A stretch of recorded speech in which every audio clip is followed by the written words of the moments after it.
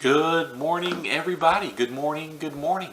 It is Wednesday, March 22nd, 2023. Welcome to the morning devotion. We're glad you're here, glad you're watching, glad you're listening. The title of today's devotion is Rebuilding Your Marriage. And today we're up to part 3, 4-part series. Today is 3, tomorrow will be 4. Rebuilding Your Marriage, part 3. And the verse utilized is Psalm 127 verse 1, just using a part of it. I'll read the whole thing in just a minute. It says, unless the Lord builds the house, they labor in vain who build it. Unless the Lord builds the house, they labor in vain who build it. So let's begin with prayer before we read what the devotionalist has written this morning. Dear Heavenly Father, we praise you. We thank you for who you are. Oh, we thank you for the blessing you pour out on us. We thank you and praise you. And yes, Lord, we agree that when we try to build things ourselves, when we build our life alone, or when we build our marriage alone, or we build a business alone without you, that we labor in vain or vainly. Oh, Lord, forgive us, help us. We desire for you to build our lives, for you to build our marriage, for you to build our businesses. We rely on you. We give you glory and praise for all that you have done. We thank you. In Jesus' name we pray. Amen and amen. So again, the title is Rebuilding Your Marriage, Part 3. And the verse utilized Psalm 127, verse 1. And this is a song of ascents from Solomon. So this is one of Solomon's psalms. And it reads, unless the Lord builds the house, they labor in vain who build it. Unless the Lord guards the city, the watchman stays awake in vain. So Solomon, wisest man on earth and richest. God blessed him with both. And certainly if you read Ecclesiastes, you can see some of the things that Solomon learned in self-expression, and he says it's all vanity. When you chase things for your own pleasure, it's vanity. So let's get in here and read what the devotional has written. It says, you must be, again, this is rebuilding your marriage. You must be willing to forgive the other person. So keep in mind, the other two lessons were, number 1, was get to know each other better. Number 2 was to listen better, to listen. And today is be willing to forgive the other person. You must be willing to forgive the other person. Loving makes you vulnerable. That is a key thing. Loving makes you vulnerable. When you give someone your heart, they can break it. A stranger or a casual acquaintance could say something that would roll off you like water off a duck's back. But when your mate says the same thing to you, it can stir up feelings of anger or resentment. No one stays married to anyone without some forgiveness involved. I mean, think about it. Your relationship with God, it involves needing, asking for, and receiving His forgiveness. And keep in mind, He's poured out His love on us because we were rejecting Him. And if you still are rejecting Him, He's still pouring out His love on you even though you're rejecting Him. It's kind of a one-sided relationship. When we finally receive it, we accept it and we receive it, then it becomes a give and take, but we realize that we're the one that needs to ask for forgiveness. We're the one that has abused our Father. We're the one that has abused Him.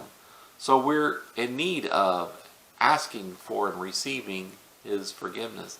And the Lord's Prayer, if you read that, Jesus taught us to say, forgive us our debts, or forgive us our trespasses, as we forgive our debtors, or as we forgive those who trespass against us. Meaning, forgive us our sins that we commit as we forgive others who sin against us.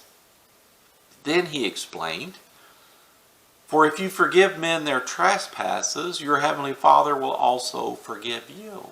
So does this make his forgiveness for us contingent on our forgiveness? No. I know it can seem that way. Here's the thing.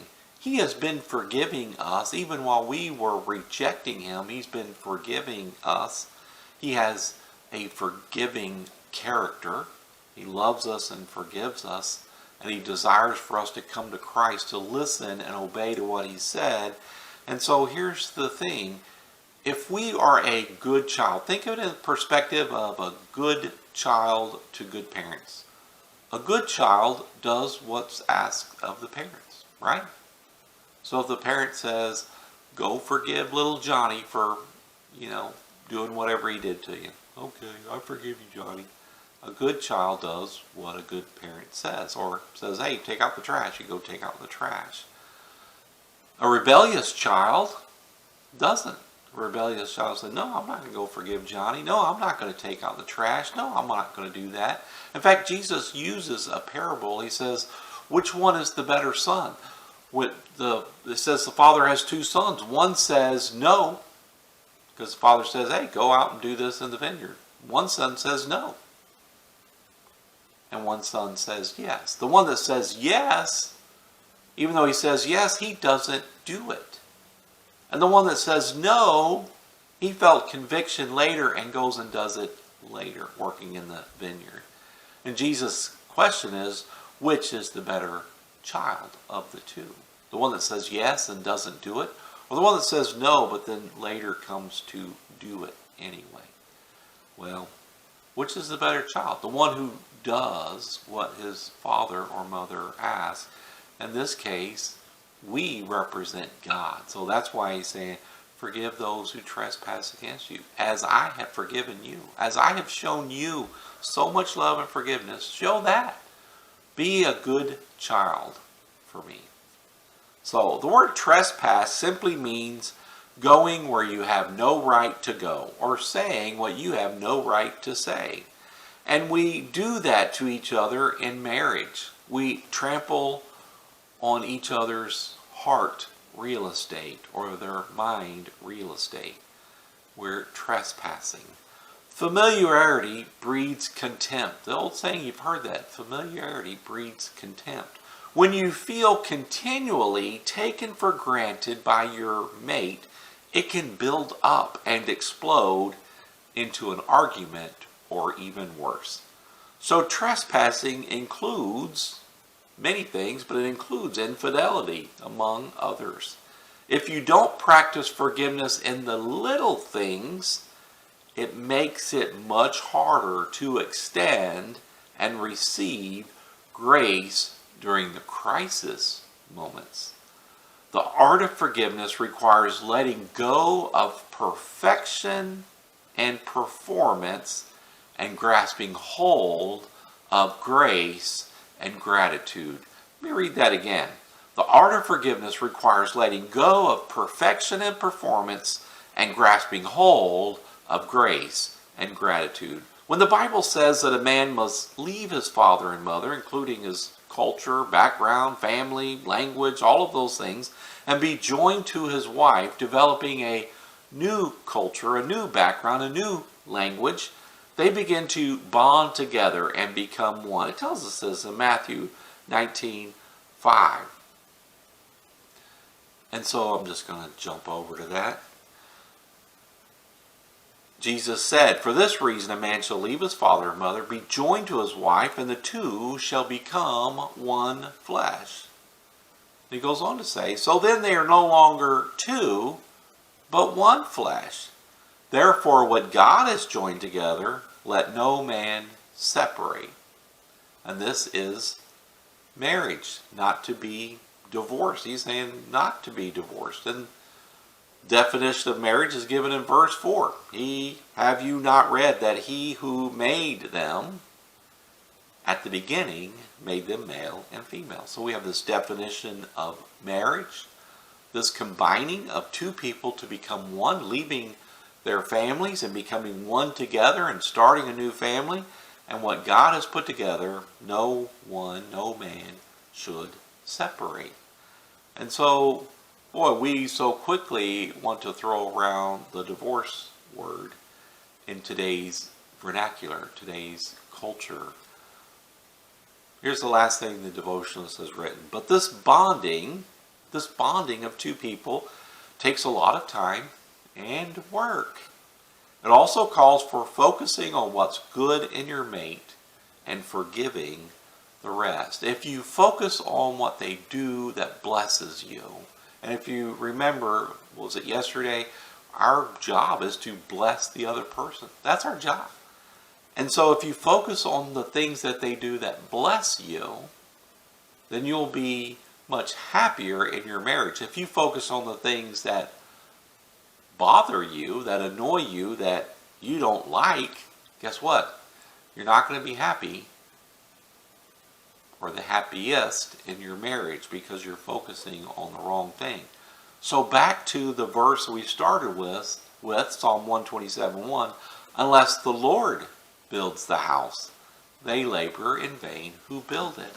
So again, the same thing. I've always said you've got to have your relationship with God has got to be reconnected. So if it's a broken relationship, then you need to receive Jesus Christ as your Lord and Savior, because He tells us if anyone desires to connect with the Father, that you go through Him.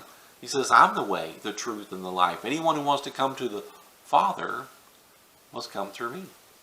So we know that there's only one way to connect with God the Father, and that's through His Son, Jesus. His only begotten Son, Jesus, the Messiah, the Christ. And so with that, when we reconnect with God, and our spouse reconnects with God, then as we both focus on God, as we spend our time focusing on God, we get closer and closer together. You see, the distance gets shorter and shorter. We get closer and closer because we are getting closer and closer with God. So allow God to build your marriage. Allow God to build your life. Quit doing it in your own power, in your own strength, because you'll find that that won't be as satisfying. So let God do it. Let go of you and yourself and let God do it. So I hope this blesses you in your walk with Christ today. I hope you just receive a blessing. And let me read this priestly blessing out of Numbers chapter 6, verses 24 to 26. The Lord bless you and keep you.